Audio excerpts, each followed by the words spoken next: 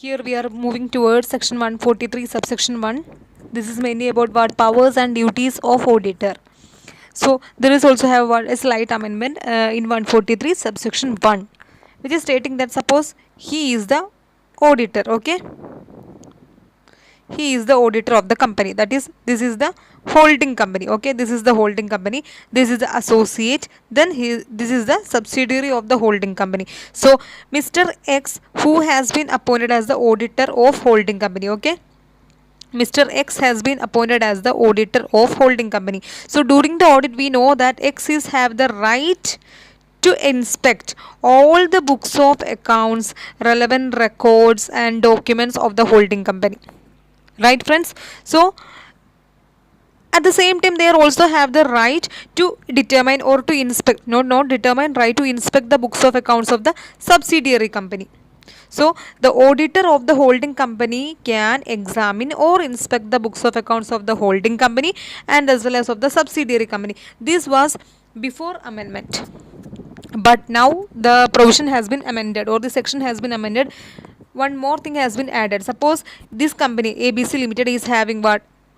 Associate company also. So auditor is having a doubt, can I examine the books of accounts of the associate? The answer is auditor of the holding company have the right to access the records of its all subsidiaries and associate companies.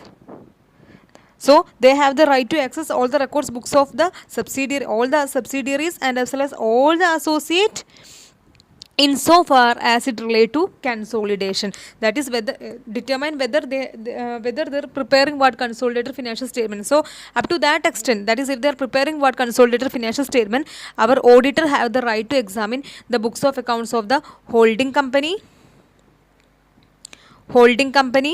subsidiary company and as well as associate company.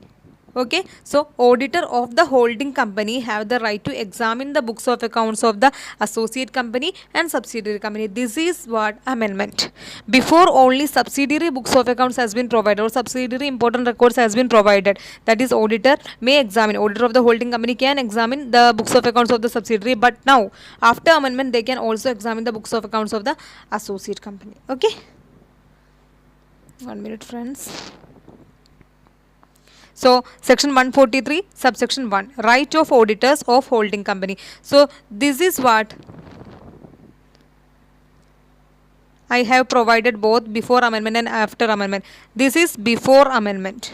Okay, that is before amendment the auditor of the holding company shall have the right to access the records of the subsidiary,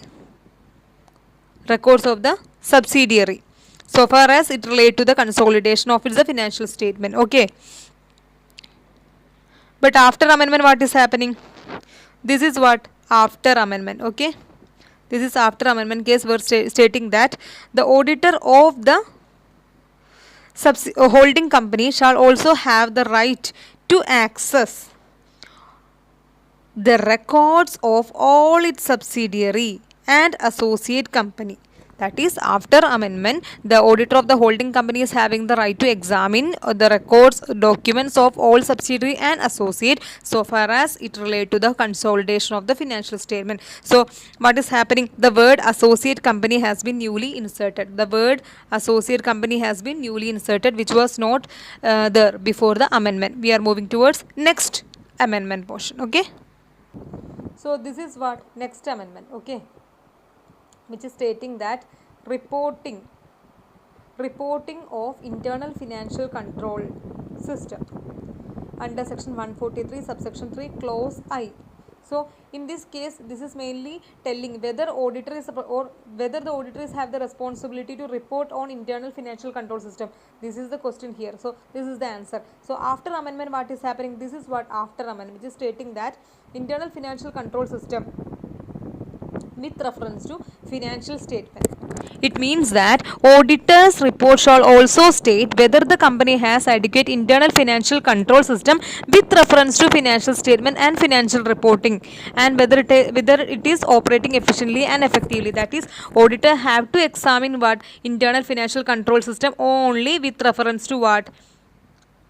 Financial statement or financial reporting, financial reporting or financial statement. So auditor is required to examine internal financial control system only with only in respect of financial reporting or financial statement, only with reference to the financial reporting and financial statement, and they have to determine whether the internal financial control system of the entity is operating efficiently and effectively. But before amendment, what was the situation? This is before amendment. Here it has been provided whether the company has adequate internal financial control system in place and the operating effectiveness of such control. So before amendment only stated that is the auditor is responsible to determine whether there exists such an internal financial control system and whether it is operating efficiently and effectively. But after what happened, more clarification has been given or more highlight has been given, that is auditor have to determine whether there exists internal financial control system with reference to financial statement or financial reporting and whether it is operating efficiently and effectively. So these both check, that is existence and operational efficiency, only to the extent of financial statement. Okay, so this is what section 143 subsection 3 clause I amendment. Okay, this is simple amendment, nothing, which is stating that section 143 subsection 14, this is the section where it has been stated that applicability of section 143 to the cost accountant and company secretary. Cost accountant means practicing cost accountant, that is cost accountant who is conducting cost audit. Company secretary, that is a company secretary in practice. So both cost accountant and company secretary who is in practice, then they have to comply with the provisions of section 143. This is the amendment, that is all the provisions of section 143 is applicable to both cost accountant in practice and as well as company secretary in practice. Okay.